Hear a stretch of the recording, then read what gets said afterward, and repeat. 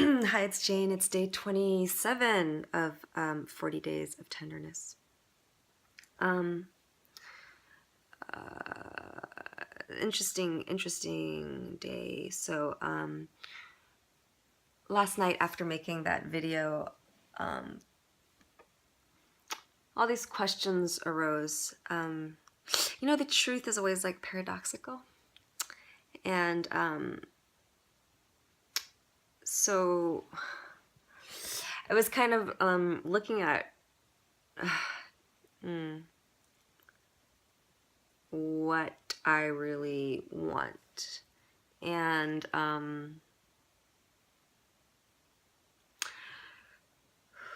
so what does it mean to say I am ready to be all in, right? Usually to me that means like jumping in, like being kind of like bold. And what I'm realizing is that I've done that. So kind of in the last video I was talking about how I tend to kind of not stay with things. Well, I do both. Like I avoid things in both ways. So sometimes I jump into something with the idea that I'm being all in, like in a relationship. Like I'll just live with someone, and just to really see what happens. Because like, if you don't live together, then you're not gonna really know. So you might as well just throw yourself in the fire and see what happens. So on the face of it, it seems like I'm being like fully present and not being afraid. But what happens is that sometimes that actually becomes a way of avoidance, because it's like not giving something the time it needs to develop. So it's like letting something burn out almost. And I wasn't doing that on purpose, but it is a pattern.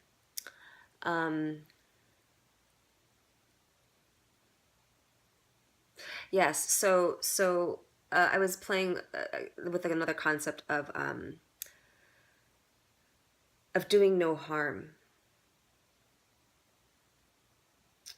which sometimes means abstinence.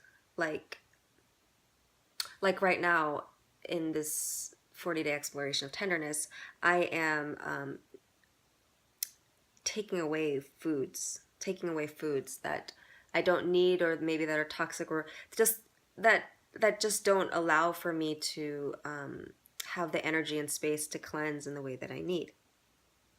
So sometimes indulging in what a part of me might desire is not actually helpful. It's actually causing more harm.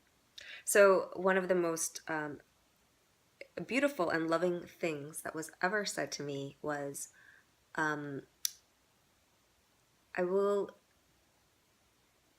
give you everything you need without taking anything away.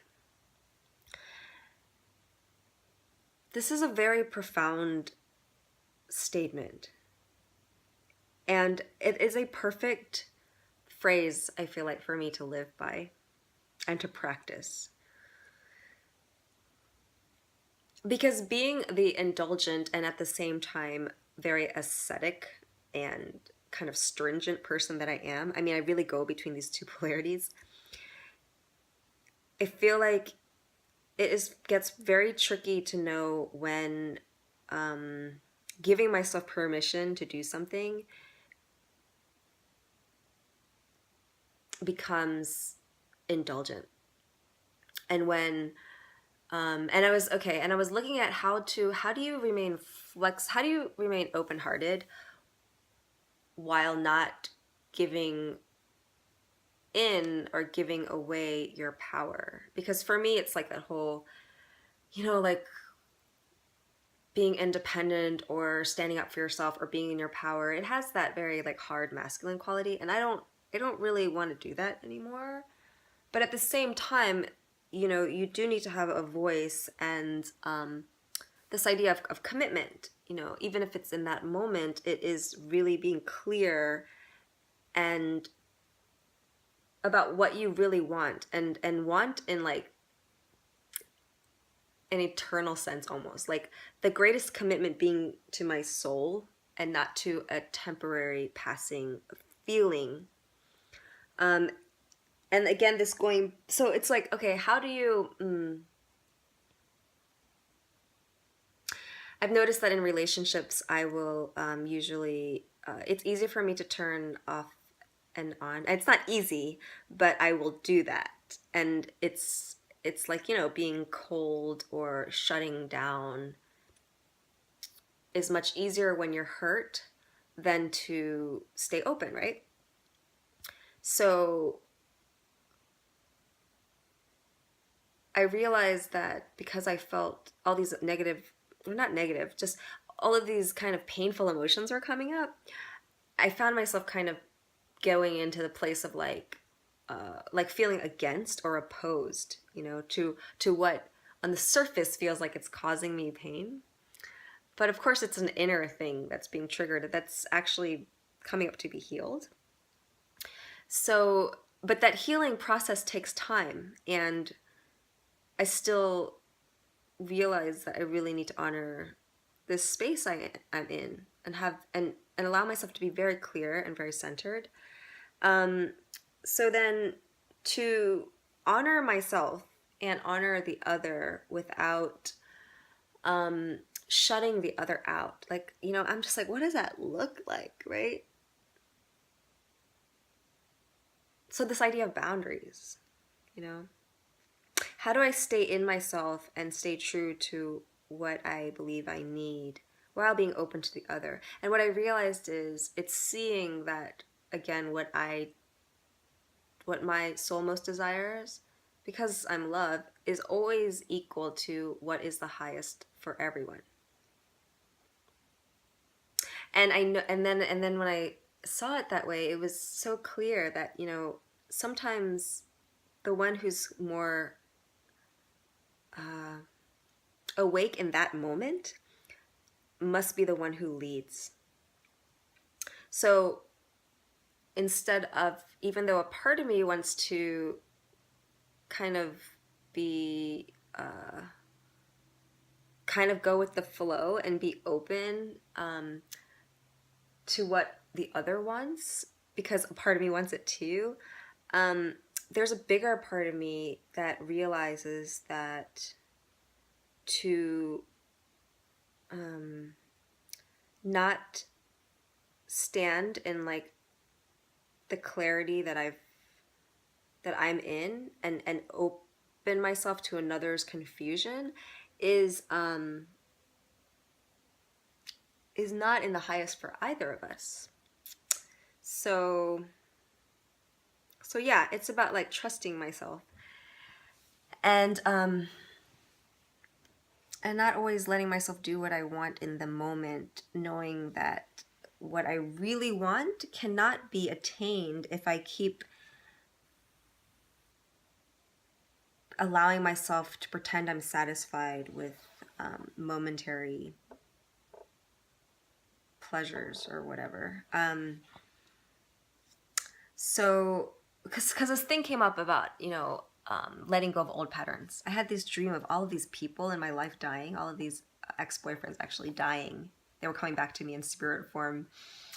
And I woke up with this message like, let your past go. And so I thought, okay, what does that mean? Does that mean letting go of all this fear and just, allowing myself to be really open in relationship, or the pattern of, not spending my time on people that are actually unavailable? Or does it mean not allowing my heart to close when something is kind of out of my control, or letting love really in and transform me even if it hurts? And they seem like I've done it all, so it seemed like, which pattern, which pattern is it right for me to Is this a time where I need to like kind of make a stand and say, I'm not going to be open to this someone that's unavailable anymore? Or is it time to be really open, you know, and like kind of come what may, like not be afraid and risk it and all that. And what came to me was the pattern that I have is to not take responsibility, to pretend almost that I don't know what I want, and then play this victim, like oh, every time I'm about to make a breakthrough in my career, like I meet a guy and then, you know, I focus all my attention on the relationship, on this drama or whatever, and then it derails me, you know. And so I'm thinking, well, and the other pattern I also have is the pattern of feeling like everything has to be perfect before I can be in a relationship, like separating my life. Like, well, first I have to have a career and I have to like live in the house that I want, and then I have to fix myself, and then I could like be open to the person that I'm ready for. And that is a pattern I don't really want to keep on going with either, right? So it's like how to be open to, you know, the fact that I deserve whatever I want. I deserve love now, you know? And at the same time, not let it take away from anything. So how to have what I want, everything I want, without taking anything away. And so I decided, instead of staying in this quandary all day, right? Because it was really like bothering me, like I have to figure it out, to just let it go. It's not something that needs to be solved, and to stop that story of making someone else or a circumstance responsible for what or how I move forward in my life, you know.